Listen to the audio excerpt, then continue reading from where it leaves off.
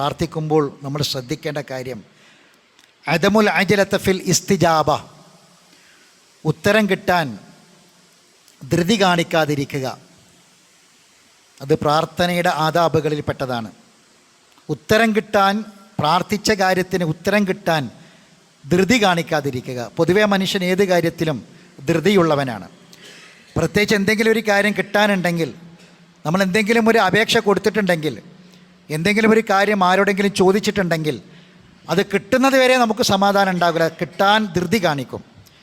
എന്നാൽ അള്ളാഹിനോട് നമ്മൾ ചോദിച്ച ചോദ്യമാണ് പ്രാർത്ഥന, ദുആ. അതിനുത്തരം കിട്ടുന്ന കാര്യത്തിൽ ധൃതി കാണിക്കരുത്. ഇമാം ബുഖാരിയും മുസ്ലിമും ചേർന്ന് റിപ്പോർട്ട് ചെയ്ത ഹദീസിൽ കാണാം, ഖാല റസൂലുള്ളാഹി സ്വല്ലല്ലാഹു അലൈഹി വസല്ലം യുസ്തജാബു ലി അഹദിക്കും മാ ലം യഅജൽ. നിങ്ങളിൽ ഒരാളുടെ പ്രാർത്ഥനയ്ക്ക് ഉത്തരം ലഭിക്കപ്പെടും, മാലം യഅജൽ, അവൻ ധൃതി കാണിക്കാത്ത കാലത്തോളം. യഖൂൽ, അവൻ പറയും, ദഅഉതു, ഞാൻ കുറേ ദുആ ചെയ്തു, ഫലം യുസ്തജബ് ലി, എനിക്കൊരു ഉത്തരം കിട്ടിയില്ല, എനിക്ക് ഉത്തരമൊന്നും കിട്ടുന്നില്ല എന്ന് പറയുന്ന ഒരു നിലപാട് ഉണ്ടാകാൻ പാടില്ല. ധൃതി കാണിക്കാതിരിക്കുക എന്നതാണ്.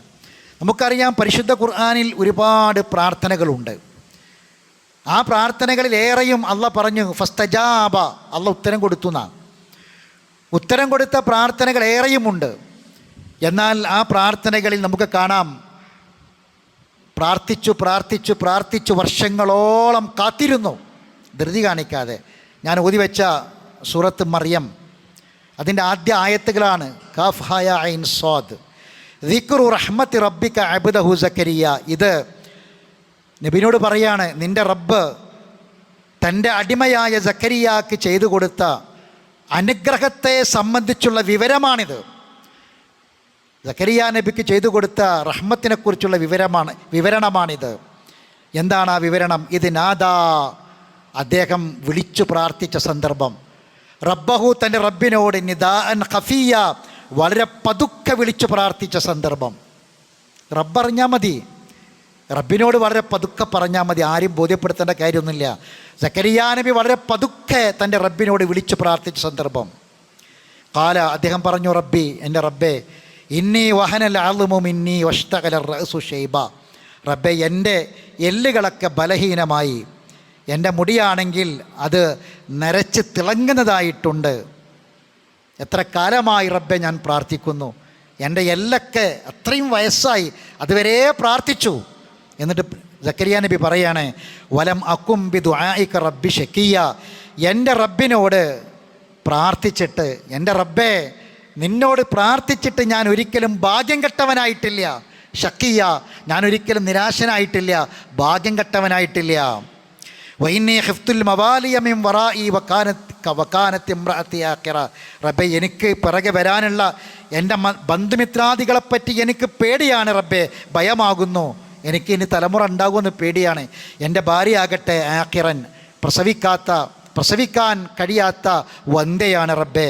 ഫഹബിലി മില്ലദുൻക വലിയ, അതുകൊണ്ട് നിൻ്റെ വക്കൽ നിന്ന് ഒരു ബന്ധുവെ, അവകാശിയെ എനിക്ക് നീ നൽകണമേ. നോക്കൂ നിങ്ങൾ, ഭാര്യ പ്രസവിക്കാത്ത പെണ്ണായിട്ട് പോലും സക്കരിയ നബി നിരാശനായില്ല.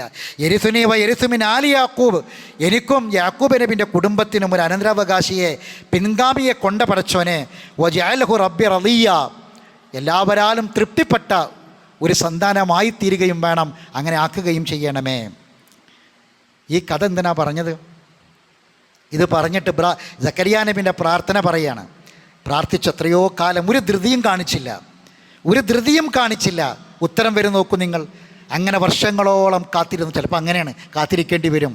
അപ്പോൾ അള്ളാഹ് വിളിക്കുക, യാ സക്കരിയ ഇന്നാ നുബശ്ശിറുക. എത്ര കാലമായി യാ അല്ലാ യാ റബ്ബി എന്ന് സക്കരിയ നബി അങ്ങോട്ട് വിളിക്കാൻ തുടങ്ങിയിട്ട് വർഷങ്ങളായി. എല്ലുകൾ നുരുമ്പി നരബാധിച്ച് തിളങ്ങാൻ തുടങ്ങി. അത്രയും കൊല്ലങ്ങളായപ്പോഴാണ് തിരിച്ചൊരു വിളി വരിക, യാ സക്കരിയ. അള്ളാഹ് വിളിക്കുക, ഇന്നാ നുബശ്ശിറുക ബിഗുലാമിൻ, ഒരു ആൺകുട്ടിയെ കൊണ്ട് ഞാനിതാ സന്തോഷ വാർത്ത അറിയിക്കുകയാണ്. യസ്മുഹു യഹിയ, അവൻ്റെ പേര് യഹിയ എന്നാണ്. അള്ളാഹ് എന്നെ പേരിട്ടിട്ട് ഇപ്പോൾ വലിയൊരു പ്രശ്നം, പ്രസവിക്കാനൊന്നുമല്ല ബുദ്ധിമുട്ട്, കുട്ടിക്ക് പേരിടാനാണ് ഇപ്പോൾ വലിയ പ്രശ്നം. എങ്കിൽ അള്ളാഹ് തന്നെ പേരിട്ട് കൊടുക്കുകയാണ്. ഇതാ പേര് കൂടി പിടിച്ചോ, യഹിയ എന്ന് അള്ളാഹ് പേര് പറഞ്ഞു. ലം നജഅൽ ലഹു മിൻ ഖബ്ലു സമീയ, മുമ്പ് നാം ആരെയും അങ്ങനെ അവൻ്റെ ഈ പേരുള്ളവരാക്കിയിട്ടില്ല എന്ന് പറഞ്ഞാൽ ഏറ്റവും പുതിയ പേര്. നമുക്കിപ്പോൾ അങ്ങനെയാണല്ലോ, ആരും പറയാത്ത പേര്, ആരും വിളിക്കാത്ത പേര്, നാട്ടിലില്ലാത്ത പേര്, അതൊക്കെയാണല്ലോ വേണ്ടത്. അള്ളാഹ് പറയാണ്, ഒരാളും ഇന്നേ വരെ യഹിയ എന്നുള്ള പേര് ഇന്നേ വരെ ആർക്കും ഇട്ടിട്ടില്ല. ആദ്യമായി എൻ്റെ കുട്ടിക്ക് ഇതാ യഹിയ എന്നുള്ള പേരിടുന്നു. അള്ളാഹ് തന്നെ പറയാണ്. കാല, ഇത് കേട്ടപ്പോൾ സ്വാഭാവികമായും സക്കരിയ നബി ഒരു മനുഷ്യനാണല്ലോ, അദ്ദേഹം ചോദിച്ചു പോയി, റബ്ബി അന്നാ യകൂനു ലി ഗുലാം, എനിക്ക് ഈ പ്രായത്തിൽ ഈ വയസ്സുകാലത്തൊരു കുട്ടിയോ, വകാനത്ത് ഇംറഅതി ആഖിറ, എനിക്ക് ഏതായാലും ഇത്രയും പ്രായമായി, എൻ്റെ ഭാര്യയാകട്ടെ വയസ്സായി, അവൾ വന്നിയുമാണ്.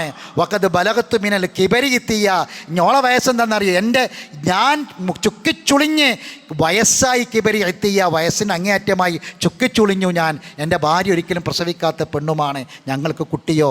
അള്ളാൻ്റെ മറുപടി കാല കദാലിക്, അള്ളാഹ് പറഞ്ഞു അതങ്ങനെ തന്നെയാണ്. കാല റബ്ബുക ഹുവ അലയ്യ ഹയ്യനുൻ, നിൻ്റെ റബ്ബിന് ഇതൊന്നും ഒരു പ്രശ്നമുള്ള കാര്യമേ അല്ല.